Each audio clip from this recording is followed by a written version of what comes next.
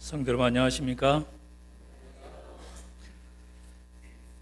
오늘 여러분들을 이렇게 한자리에서 만나 뵙게 돼서 정말 감개가 무량하고 하나님께 감사드립니다.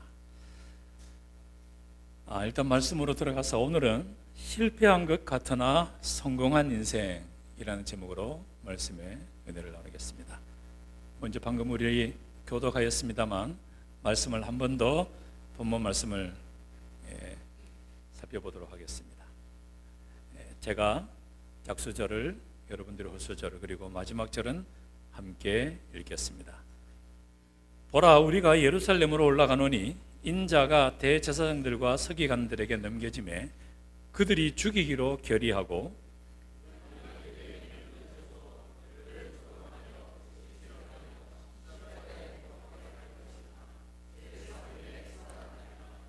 그때에 세베대의 아들의 어머니가 그 아들들을 데리고 예수께 와서 절하며 무엇을 구하니?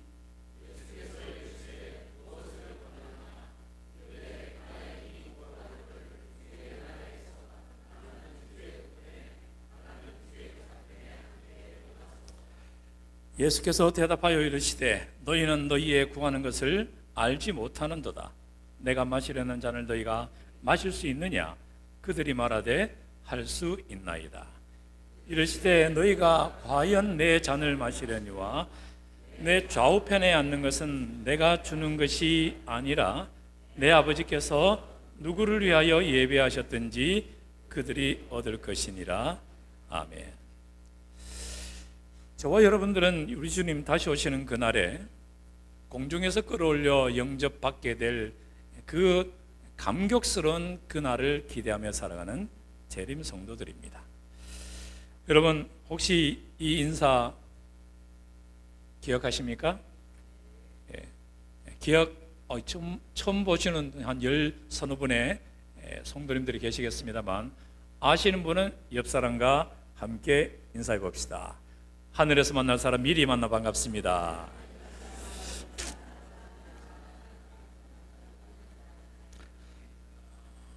제가 있던 지난 6년 동안 한 달에 한 2번씩 안식일에 나눴던 인사의 내용이고 이 인사는 지금도 진행 중입니다. 제가 있는 교회에 한 달에 최소 한 번 혹은 2번씩 안식일에 잊을만 하면 제가 이 인사로 안식일 예배를 시작합니다. 하늘에서 만날 사람 미리 만나 반갑습니다.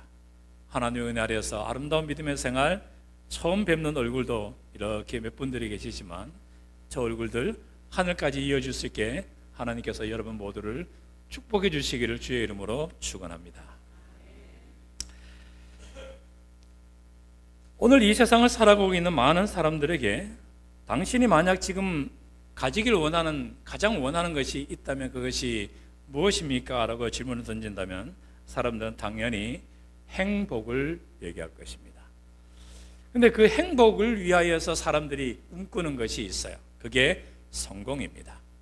내가 하고 있는 어떤 분야에서 성공하지 못하고서도 거기에 대해서 어느 정도의 그 결과를 거두지 못하고서도 나는 행복해 라고 할 수 있는 사람은 없다는 것이죠.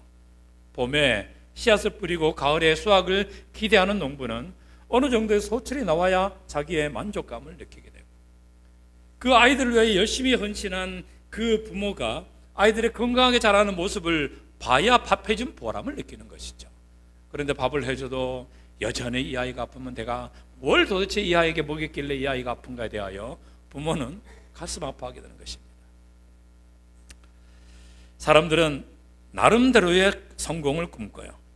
학생들은 학교에서, 직장인들은 직장에서, 그리고 자영업을 하시는 분들은 자기의 사업 분야에서 다 나름대로의 이만큼의 성공을 하기를 기대하고 꿈꿉니다. 누구든지 성공하기를 원하지 실패하기를 원하는 사람은 없다는 것이죠. 그래서 저마다 이 성공을 위하여서 열심히 애쓰고 최선을 다해서 성실히 열심히 달려갑니다. 심지어 어떤 사람들은 자나깨나 이 성공 여기에 빠져가지고 이 성공이란 것 때문에 스트레스를 받아서 성공병에 걸린 나머지 자기가 뭐 실수를 하거나 혹은 자기가 도달해야 될 목표에 도달하지 못하게 되면 사람들은 좌절합니다.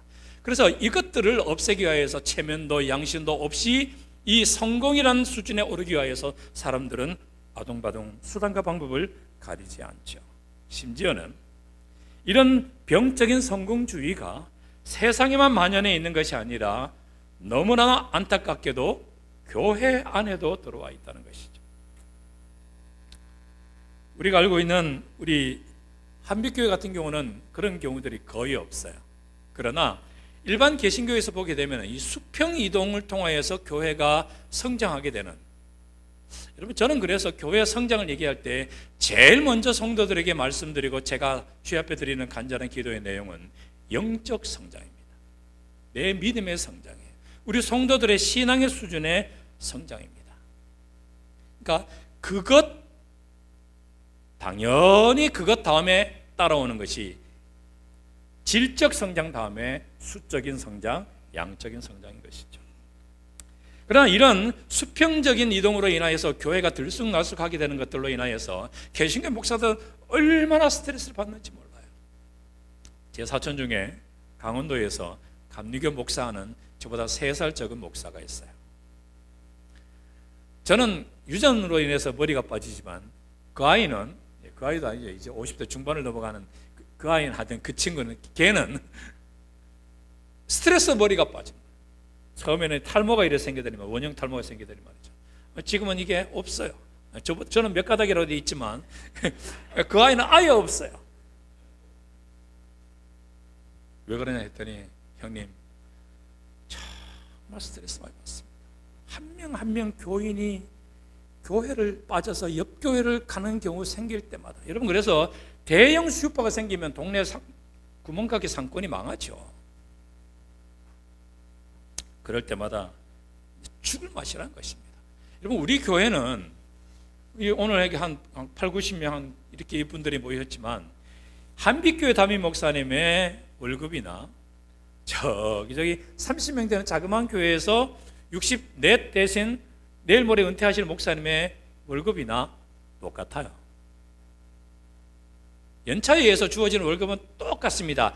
다른 게 있다면 그 교회에서 목사님 좀 책 좀 더 사보십시오라고 드리는 목회비가 조금, 어떤 교회는 20만 원, 10만 원, 어떤 교회는 30만 원, 40만 원 정도의 차이일 뿐이지 월급 똑같습니다. 그런데 일반 개신교회는 그렇지 않다는 것이죠. 여기에 지난 10년 동안에 각 교단들이 얼마나 성장했는가를 조사한 리서치가 있어요. 지난 10년 동안 가톨릭 교회는 74%를 성장합니다. 여러분 희한합니다. 여러분 가톨릭 교회는 전도회 한 번 한 적이 없어요. 여러분 전도회, 가톨릭 전주교회에서 전도회 한다는 소식 들은 적 있나요? 어느 강사 모셔다가 주말 부흥회 한다는 얘기를 들은 적이 있습니까? 그런 거 없어요. 그런데도 불구하고 가톨릭 교회는 꾸준하게 그냥 성장합니다. 불교는 약 4%, 3.9% 성장해요. 불교는 꽤 여러 가지 하죠. 뭐 산사 음악회도 하고, 어느 뭐 스님 뭐 이렇게 법률 강의, 이제 그 뭐죠?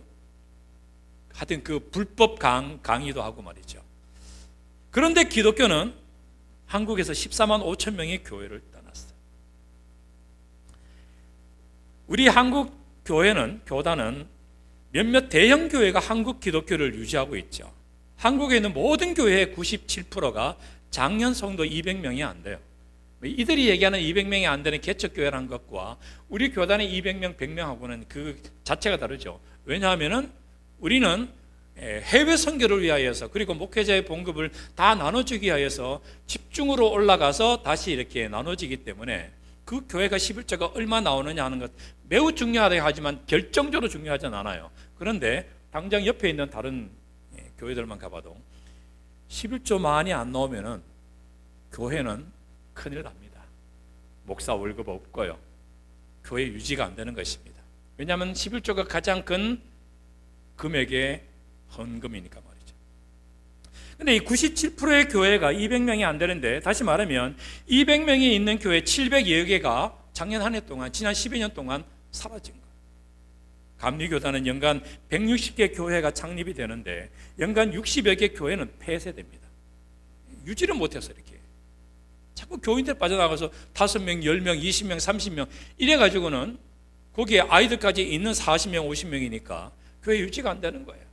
그래서 사모가 파출부를 나가고 목사가 밤에 야간 기사를 띄어야 되고 그런 삶을 살아가는 거예요. 그러다가도 안 돼서 결국 문 닫는 거예요. 개신교 전체 대형 교회를 제외한 교단 대부분이 미자립 상태로 유지되고 있으며 그 비중은 70%가 넘습니다. 감리교단, 기성총회, 대한예수교 장로회 모두가 그렇다는 것이죠. 그러다 보니까 모든 목사들에게 있어서의 오매불망 그리는 것은 말이죠, 교회의 양적 성장이에요. 왜냐하면 이게 밥줄하고 직결되어 있으니까. 제가 알고 있는 신학과 다닐 때도, 그리고 한 12년 지난 다음에 신학대학원 공부하라고 교단에서 올려보내서 공부할 때도 그 캠퍼스 안에 여러 명의 개신교 목사님들이 계셨어요. 그분들은 이제 개혁을 해서 우리 교단으로 오셨거나 혹은 오시려고 준비하는 그런 목사님들이 여러 명 있었는데, 한결같이 가장 결정적인 게 밥줄이에요. 여러분, 우리 교단은 그런 분들을 받아들여서 다시 목회하도록 허락하지 않습니다. 일정 나이가 되면은 그냥 성도는 받아들이고 목사라고 불러주긴 해도 이분들이 어느 교회를 맡겨가지고 목회하도록 하지 않아요. 그러면 말이죠, 그 물이 이제 흐름이 그쪽으로 하기 때문에 이 사람들이 엉뚱한 걸 분명히 또 가르치는 게 있거든. 그래서 허락하지 않아요. 그래서 이 사람들은 개혁을 하고 싶어도 당장 월급이 문제예요. 그런 분들이 여러 분들이 있는 것이죠. 그런 가운데서 알고 있어서 개혁을 못하는 이런 많은 사람들, 많은 목회자들, 그래서 그들은 늘 오매불만 꿈꿉니다. 양적 성장, 질적 성장은 당연히 강조하지만 더 꿈꾸는 것은 양적 성장인 것이죠. 무엇이 하나님 앞에서 진정한 성공인지를 인식하지 못한 채 세상의 풍조를 따라서 이 교단도 그렇게, 교회들도 그렇게 성공의 흐름이 흘러가고 있다는 것이죠. 마태복음 20장을 보게 되면은 우리가 똑같이 성공을 추구했던 제자들의 이야기가 나오죠. 예수님께서 십자가에 달려 돌아가실 6월절이 가까워오자 예수님께서 12제자를 데리고 예루살렘으로 올라가십니다. 그러다가 비장한 각오로 마태 20장에서 당신의 죽음에 대해서 설명합니다. 내가 저 제사장들에게 붙잡혀서 내가 고난을 받고 그리고 마침내 십자가에서 죽을 것이다. 그랬더니 여러분, 우리가 알고 있는 마태 16장에서의 베드로가 가이사랴 빌립보에서 예수님을 주로 인정하고 예수님께 칭찬받다가 예수님께서 십자가에서 죽음에 대해서 언뜻 얘기하자 베드로가 주여 절대로 그런 일이 일어나지 않도록 제가 지켜드리겠습니다 했더니 사탄아 내 뒤로 물러가라. 여러분, 그 사건이 마태 16장에서 그 배경이 되는 것이죠. 그런데 예수님께서 자기의 죽음에 대해서 말씀하셨을 때에 야고보 요한이 어머니를 통하여서 요청을 합니다. 저들은 예수님께 너희가 무엇을 원하느냐라고 예수님께서 물으시니까 이 엄마를 통해서 얘기합니다. 주여, 주님의 나라가 임하실 때에 나의 이 아들 야고보와 요한을 주의 나라에서 하나는 주의 우편에 하나는 좌편에 앉게 해 주옵소서. 예수님께서는 결국 그들에게 무엇을 원하느냐라고 던졌던 질문에 오늘 우리가 일반적으로 생각하고 있는 똑같은 그런 성공을 원합니다 라고 하는 것에 대한 대답을 한 것입니다. 그리고 그 뒤를 계속해서 보게 되면 24절에서 다른 제자들도 그랬던 거예요. 내가 차마 말은 못했는데 엄마 치맛바락을 앞세워서 갑자기 저런 것을 청탁을 넣으니까 제자들이 말이죠, 화가 난 것입니다. 아주 심히 분이 여기게 됩니다. 이것은 그 나머지 12명 중에서 나머지 10명도 나도 그런 청탁을 하고 싶었는데, 그런 부탁을 드리고 싶었는데 기회가 없고 쑥스럽고 미안해서 못했을 뿐인데 저 사람들이 저렇게 하니까 화가 난 것이죠. 똑같다는 것이죠. 약삭빠르게 행동하는 야고보와 요한을 보면서 분노하게 된 것입니다. 여러분, 저요 성공하고 싶습니다. 여러분은 어떠십니까? 저 정말 하나님께서 인정하시는 성공한 목사의 삶 살아가고 있어요. 조만간 우리 진철근 장로님께서 제 마음에 기도드리다가 하고 이렇게 미소 짓게 만드는 기도말 하나 있었어요.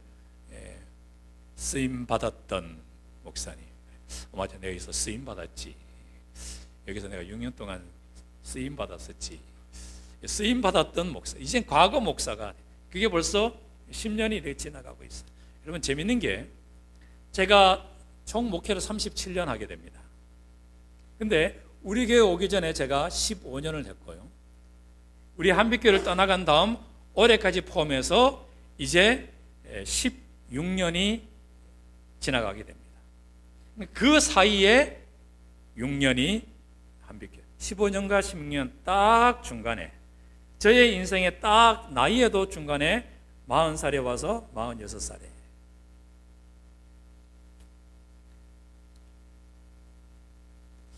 우리의 삶에 있어서 우리가 모두가 꿈꾸는 것, 성공적인 인생을 살기를 원하고 저는 간절히 원합니다. 그렇다면 우리가 그토록 원하는 성공이 도대체 뭔가? 목사에게서의 성공적인 삶은 뭘고, 좀 더 나아가서 근본적으로 그리스도인에게 있어서의 성공적인 삶은 무엇인가에 대하여 우리가 올바른 이해를 가지고 있어야 지금 우리는 내가 하고 있는 이 삶이 하나님 앞에서 잘 가고 있다라고 하는 확신을 얻게 되고, 계속 내가 이렇게 살아도 되는구나, 혹은 돌이켜서 좀 반성하고 고쳐야 되는구나 라고 하는 것에 대한 리트머스 종이를 받아봤다, 이 시험표를 받아들이게 되는 것이죠. 그렇지 않고 이게 그렇거니 라고 가다 보면 마지막에 보면 말이죠, 내가 엉뚱한 다른 곳에 와 있을 수 있다는 것이죠. 우리가 이 자신이 믿음 안에 있는가 자주 돌아보지 아니하면 우리가 언제 어느 곳에서 어디서 방황하고 있는지 알 수 없다는 것입니다. 우리는 더욱더 커지기를 원하고요, 더욱더 높은 지위에 오르기를 원하고, 더욱더 많은 것을 가지기를 원하고, 더욱더 유명해지는 것을 원합니다. 사람들은 이것을 성공했다라고, 이 지점에 올라가게 될 때 성공했다라고 얘기합니다. 여러분, 인간이 도달할 수 있는 최고의 명예가 뭘까요? 우리나라에서 오를 수 있는 최고의 명예가 뭘까요? 대통령입니다. 여러분들도 윤석열 같은 대통령 되시길 바랍니다 라고 하는데 아무도 아멘을 안 해요. 여러분 모두가 다 노무현 같은 대통령 되기를 원합니다. 누가 아멘해? 스스로의 손으로 자기의 목숨을 끊어버려야 되는 대통령, 자기의 와이프 혹은 심지어 여러 주변에, 그리고 국민이 세우는 대통령을 계속해서 어렵게 하여서 이 나라 전체가 지금 혼란 속에 빠지게 만드는 장본인이 되어버린 이 윤석열, 안타깝기도 하고 슬프기도 한 그 대통령, 여러분의 아들이 되기를 원하십니까? 심지어는 목회자들조차도 무의식 가운데 성공에 대한 이러한 세상적인 논리를 가지고 살아가는 것 같아요. 예수님께서 제자들에게 지적하신 것처럼 자신들이 추구하는 것이 무엇인지도 알지 못한 채, 무엇이 진정한 성공인지도 알지 못하고 인지하지 못한 가운데 다른 사람에게 인정받으면, 사람 숫자가 좀 더 모이면, 헌금의 숫자가 좀 더 높아가면 자기가 꽤 성공한 것처럼 생각하면서 살아간다는 것이죠. 여러분, 우리의 성공은 우리의 시각으로 바라볼 것이 아니라 우리가 마침내 꿈꾸는 예수님께서 공중에서 우리를 영접해 주실 때에 그분께로부터 받게 될 그 칭찬, 그 칭찬을 어떻게 하면 받을 수 있는가에 대하여 거기에 초점을 맞추고 살아가고, 거기에 테스트를 해야 우리가 참된 성공자로 하나님 앞에 서게 될 것입니다. 어떤 사람은 많이 가지지 못한 채로 주님 앞에 설 수 있어요.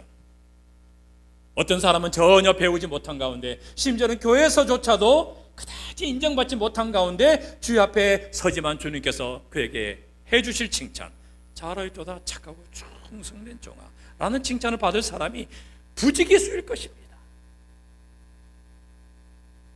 참된 성공에 대하여 우리는 그분이 우리에게 뭐라고 말씀하시는지에 대한 그분의 삶, 그분의 사역을 통해서 우리는 성공을 재조명해 봐야 한다는 것이죠. 그분의 인생은 현대사회 기준에 보게 되면 망해도 이렇게 쫄딱 망할 수는 없어요.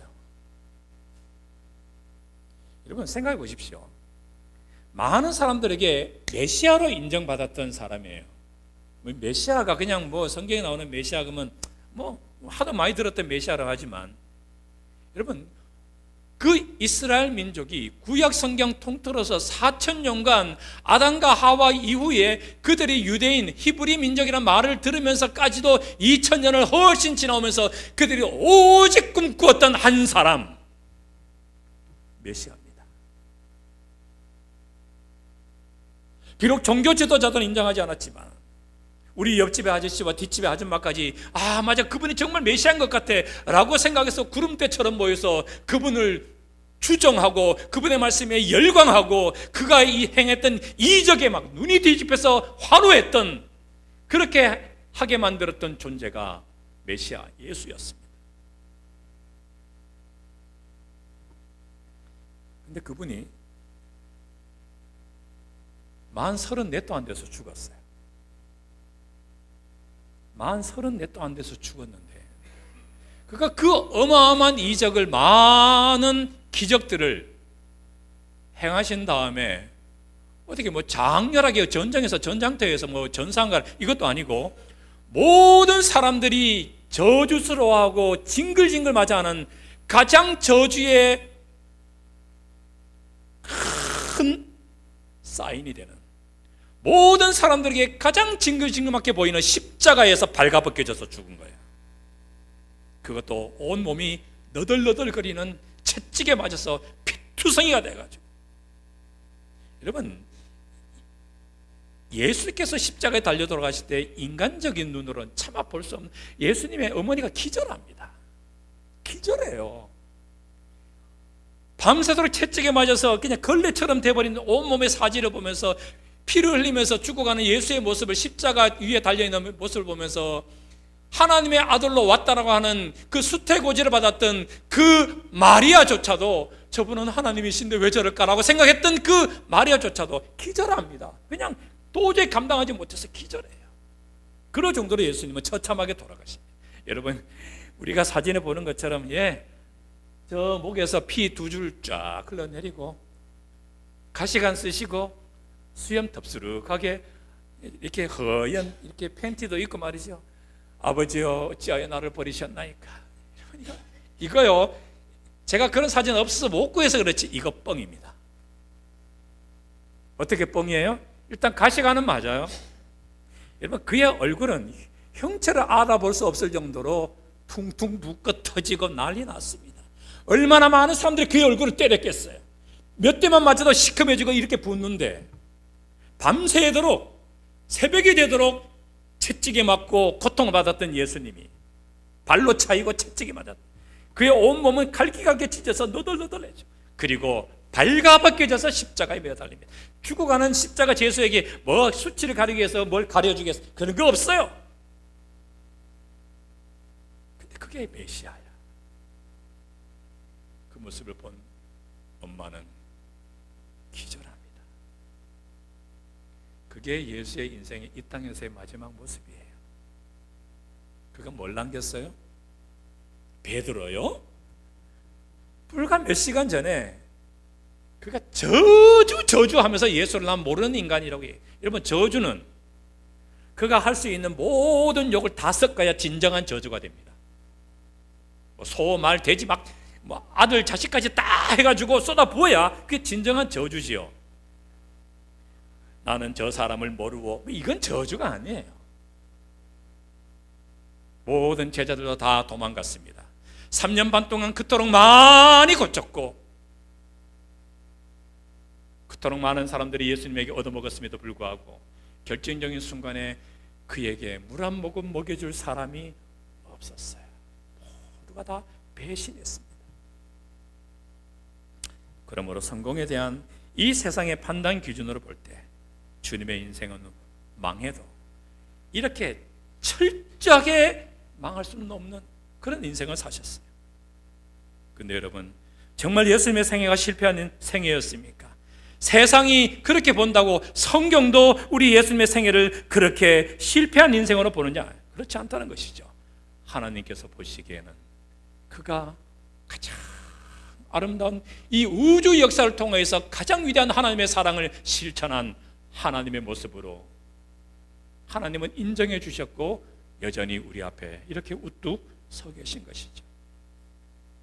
예수님은 이 땅에 오셔서 자주 말씀하셨습니다. 내가 이 땅에 온 것은 내 뜻을 행하기 위함이 아니라 나를 보내신 이의 뜻을 행하기 위함이다. 예수님은 늘 하나님의 뜻을 행하기 위해서 살았어요. 여러분, 그런 의미에서 보게 되면 예수님께서 십자가에 달려 죽는 것에 대해서 두려움을, 이렇게 이 저함을 가지고 계신 예수님이 겟세마네 동산에서 할 만하시거든 나의 이 십자가의 잔을 마시지 않게 도와달라고 하나님 앞에 기도했습니다. 그리고 그가 마지막에 뭐라고 기도하십니까? 이것조차도 그러나 내 뜻대로 마시고 아버지의 뜻대로. 예수님은 그의 인지하는 생애부터 돌아가시는 마지막 숨을 거두시는 생애 그 순간까지 오직 그분은 하나님의 뜻, 하나님의 뜻을 행함에 그의 생애 모든 것을 초점을 맞췄어요. 이렇게 하는 것이 하나님이 기뻐하시는 걸까? 이렇게 하는 것이 하나님께서 원하시는 것일까? 이렇게 하는 것이 참된 교회를 위한 아름다운 나의 삶의 모습이 되는 걸까? 여러분, 예수님의 오직 하나 초점은 하나님의 뜻이었어요. 우리 주님께서 그의 생애 전체를 통해서 우리에게 가르치시는 성공적인 삶은 결과 괜찮다. 하나님의 뜻에 우리 주님처럼 우리가 얼마나 예수님처럼 하나님의 앞에 우리가 굴복하는 삶을 사느냐, 이게 인간의 눈으로 볼 때 완전한 실패의 모습으로 살았던 그리스도께서 우리에게 말씀하시는 거예요. 다시 말씀드리지만 결과는 하나님 앞에 중요하지 않아요. 여러분, 하나님께서는 우리의 늘 심령의 동기를 보십니다. 여러분, 세상은 결과를 중요하죠. 과정도 중요하지만 결과가 좋으면 다 좋아요. 여러분, 막 전혀 형편없는 선수가 이래도 말이죠, 뭐 음주운전이 뭐니 이래도 말이죠, 국가대표 딱 나가지고 홈런 한번 땅 치면 말이죠, 막 그 음주운전 사람들이 다 용서해줘. 세상에 시끌벅적 이렇게 하다가도 말이죠, 월드컵에 나가지고 골 한 2골 넣고 나면 말이죠, 세상에 둘도 없는 영웅이야. 그러나 여러분, 기억하셔야 됩니다. 주님께서 가져오신 기록책에는 우리의 과정이 다 기록이 된다는 사실. 그렇게 했던 나의 동기, 아주 그냥 굉장히 좋은 것처럼 말하고 굉장히 좋은 것처럼 행동했는데 알고 보니까 그건 동기가 전혀 다른 거였어. 요거 하나님 앞에 우리 회개해야 합니다. 결과적으로는 좋은 것처럼 보여도.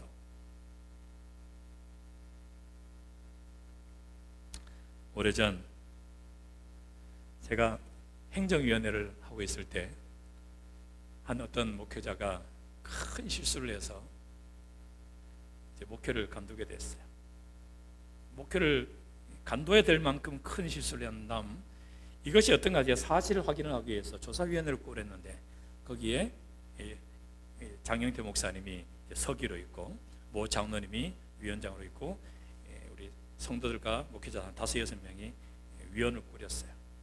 이제 조사를 막 하고 있는데 그 간뒀던 사표냈던 그 목사님이 부산에 다른 어떤 한 목회자가 교회가 없는 한 구에서 예배소를 차렸어요.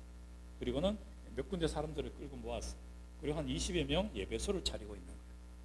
그리고는 행정위원회 앞에 이 조사위원회가 나와서 보고를 하기를 이러저러해서 사표를 했는데 이분이 이런 실수를 했는데 이분이 지금 연제구라고 하는 곳에, 연제구에 지금도 교회가 없거든요.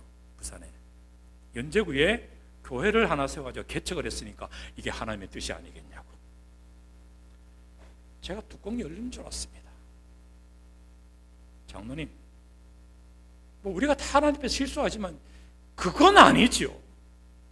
결과가 좋다고 다 좋은 것입니까? 취소해 주십시오. 목사님 죄송합니다. 이건 웃자고 하네. 아니, 웃자고 하는 얘기를 이 엄숙한 행정위원회 앞에서 그렇게 말씀하십니까? 결과적으로는 연제구에 교회가 하나 생겼어요. 그 좋은 것입니까? 하나님께서는 피눈물을 흘리시는 것이죠.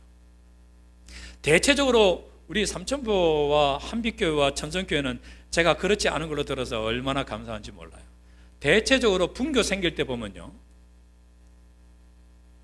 우리 죄송합니다. 우리 오신 우리 장로님, 우리 사모님의 아버지 어머니 되신 우리 이 장로님의 그 교회가 장로님 오시기 이전에 춘향교회에서 큰 어려움이 있어서 이렇게 분과됐습니다.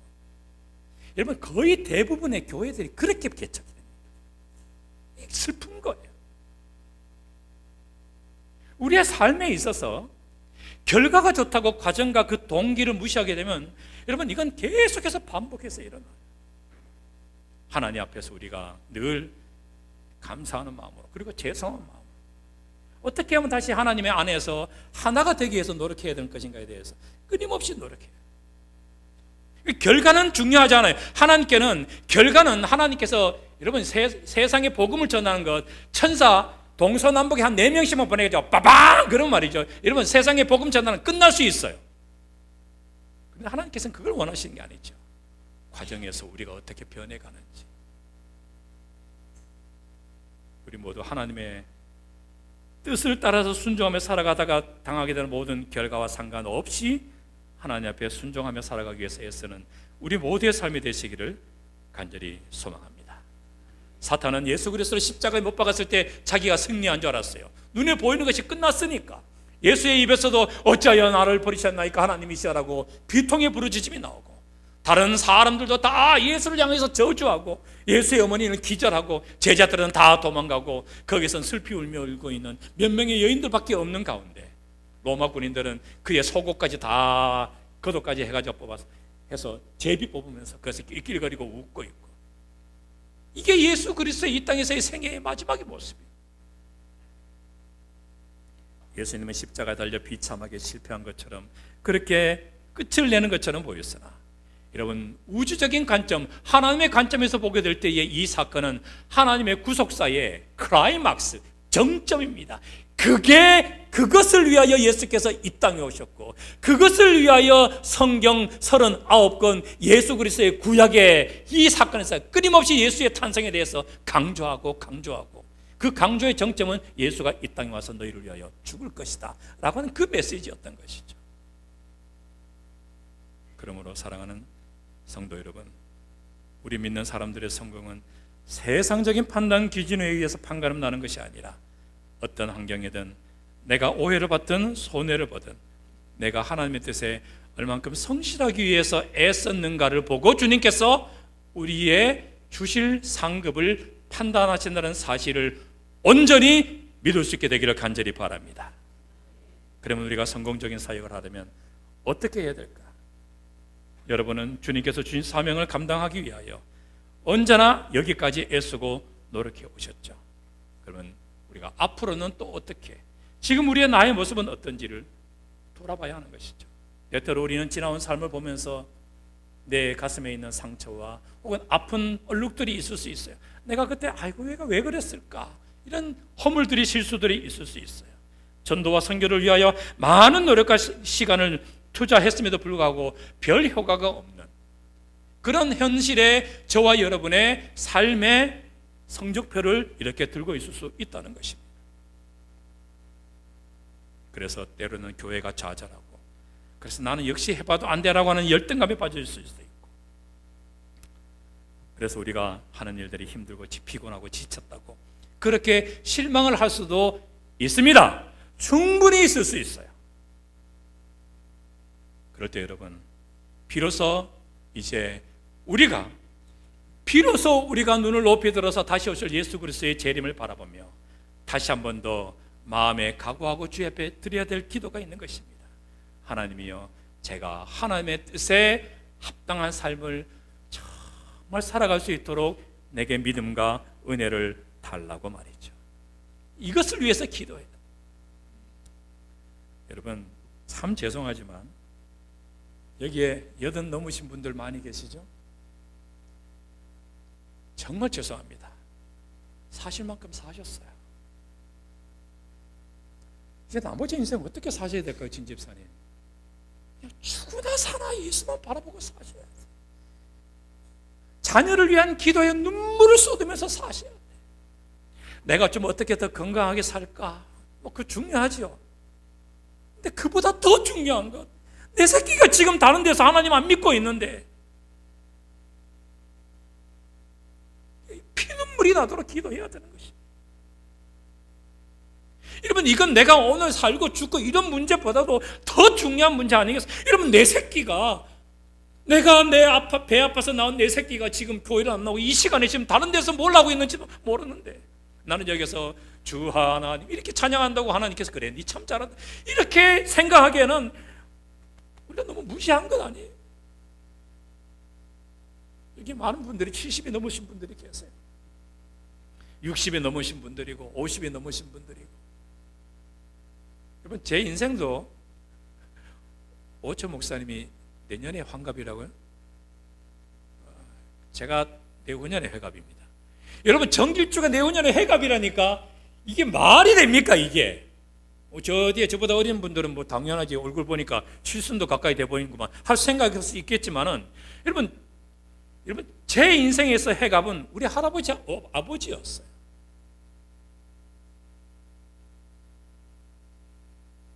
그렇게 곧 옵니다. 전혀 상관없는 표정을 이래 저를 쳐다보지 마세요. 곧 와. 그리고는 그때 머리 벗겨진 목사가 그때 했던 말이 뭔지 그때 조금 생각날 거야.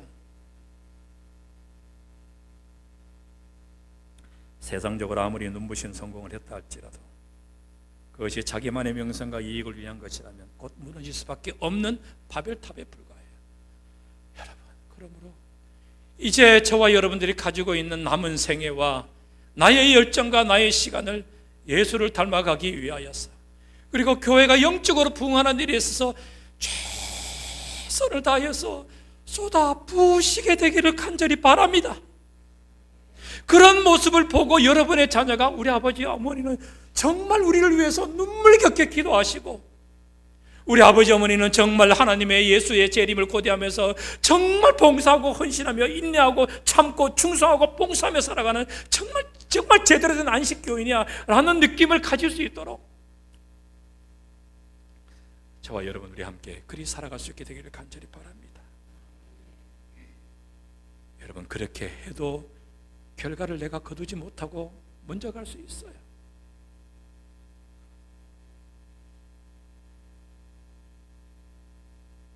다시 말씀드립니다.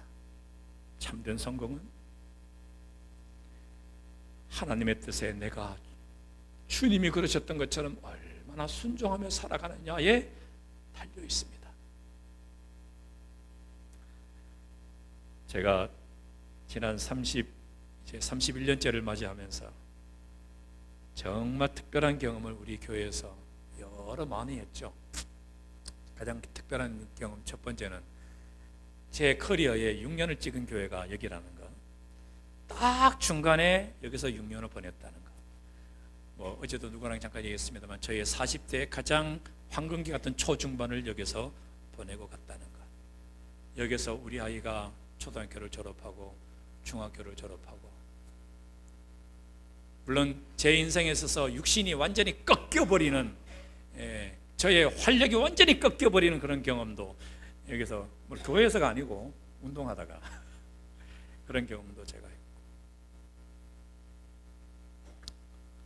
더 중요한 것은 제가 우리 교회에서의 삶을 6년 동안 여러분과 함께 웃고 웃으며 지내면서 제 마음속에 큰 변화, 인생의 터닝 포인트를 여기서 경험하게 됐다는 것, 이것은 제게 주신 하나님의 은혜입니다.